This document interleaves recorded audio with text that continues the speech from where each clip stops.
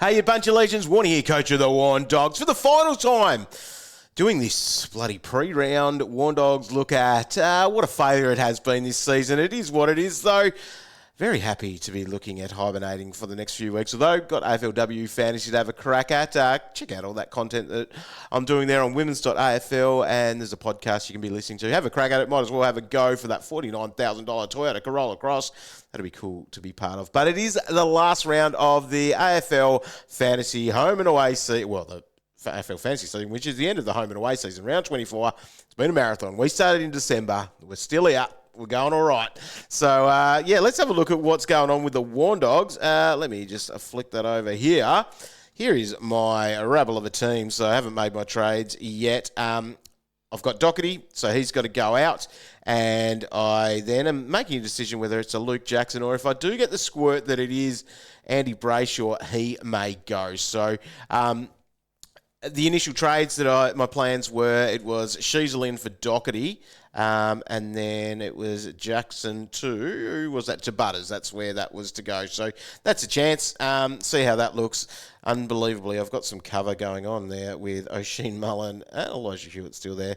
But even so, looking at my bench guys, got a little bit of a thing that I've got to think about for the loophole. So, for example, I've got Fleeton there, and I've also got Binns. So whether it's Mullen or Elijah Hewitt, I've got to get the emergency off them. So you can actually do that. For coaches that don't know, you can click the E, and so then they aren't an emergency. So, for example, if I'm taking a VC, I can go with Binns on to someone, let's say someone that plays late. Who do I have that's late in that game? Got to think about that. Who's playing on Sunday? Sydney, Melbourne, Port Adelaide, Richmond, Carlton, GWS. Jesus. I'm probably in a bit of trouble with who that could be.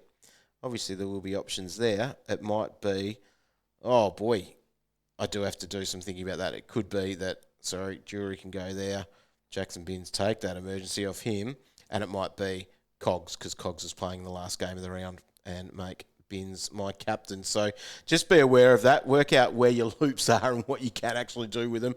I think there might be a few people caught out, a little bit like Cal last week, until superhero Warne Dawgs came to the rescue to fix him up. So get that plan in. Initially, I think my plan is going to be Tim English as my VC. I don't have Bont. That's who I would be going. And then that would probably be into the Butters that is likely to come in for Jackson.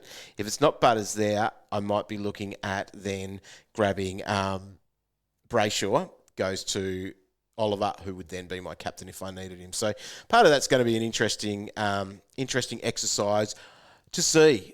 Now, we were talking there a little bit about these two, Brayshaw, Serong. Who's going to cop the tag out of these two? So you're looking at this from what's been talked about essentially is that Caleb Serong's probably the guy that people are going to at the moment, and the form is there for him. So that's the form and, just what other teams are doing.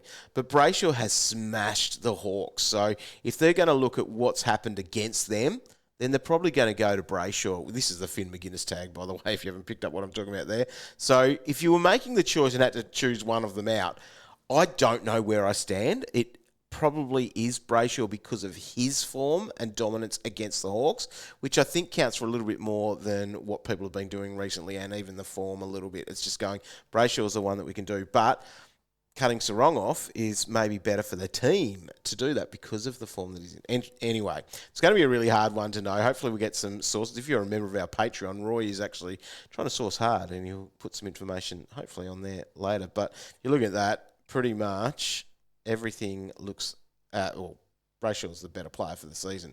Recent form though, so everything's better for Brayshaw. He's the much better player. Anyway, don't know what the point of that was, but you might have a look. Right, let's have a look now at the most traded. So, most traded in. We've got Nick Newman, and that's because, I can go to the most traded out, is Sam Doherty. So, Doherty there is the most traded out at the moment. LDU, Jack McRae, Jack Zeeble, Mitch Duncan, all out of the team, all guys that needed to go. Had a mate at work today go, I've got, who have I got? LDU, because he missed that last week, Doherty, and also Zeeble. And I said to him, what did I say? What did I say about Zeeble? You can't do it. Anyway, he did it. And so now he's got 3 players out, so he's got to work out who his emergency is going to be like, or coming on for him, Borlase or Ryan Marriage, or those sorts of dudes. So that's the most traded out. So the most traded in, so it would be that, I guess, the obvious move, is it? Nick Newman coming in for Doherty, if you don't have that. Taylor Walker, so he's now not the most traded in player, but Texas, people are all keen about that West Coast matchup. But, so he's obviously... People can do that, and because of the price that you're paying for him, he's at $704,000. Might go there. Tom Green as the midfielder, because he's at 910, so that's basically that straight swap for Brayshaw if you were looking at that.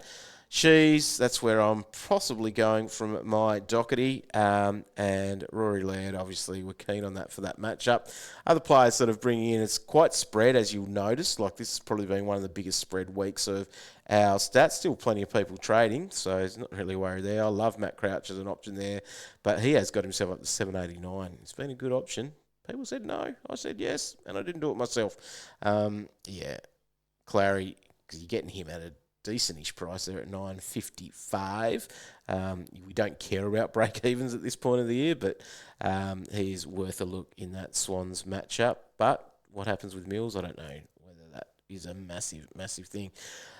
All good options. I don't want to give too much advice on that because I think everyone knows what they're doing at this point in the season. It's going to be whatever fits there, but everyone's doing the right things with their ins and outs, I suppose, as we are looking. So, thanks very much if you've been tuning into these. I know this might be a short and sharp one. I've got to go and pick up the big demon now from school. So she's very happy last night. She was all excited about going, no more Thursday nights. That's good because that's over. But I reckon after a couple of weeks of bit of home time, I might have to go, Roy and Cow, I think we need to record a podcast. If you want more of what we're doing, we'll have a Mad Monday podcast on Monday, but we're also going to start a bit of a series on Patreon of a bit of a wrap of each club that's going to happen throughout September. Now, if you're not a member of our Patreon, you can sign up now and be part of it. We've got something very exciting coming on Sunday night. And that looks like this. We've got our Lockout Lift Live. So that is happening basically from 6 o'clock on Sunday evening. We are watching the Blues and the Giants play each other for the last game of the round. Bit of a fun watch-along is what is the setup for that. So if you sign up to our Patreon, if you haven't been a member, jump on either for the $5 or $10 tier, but you'll get some bonus content in the off-season. So get around that. It's going to be a lot of fun to be pumping that out because we're going to put a pause on the billing on Sunday night. So you won't get billed at all for the off-season stuff. You'll get bonus stuff, but the only way you can get that, the Patreon exclusive stuff, will be if you're actually a member. So you need to be a member to be able to get that. So it's a bit of a perk for anyone that, is on as a member. We'll launch that back into the 2024 season, because it's crazy to think in 2024.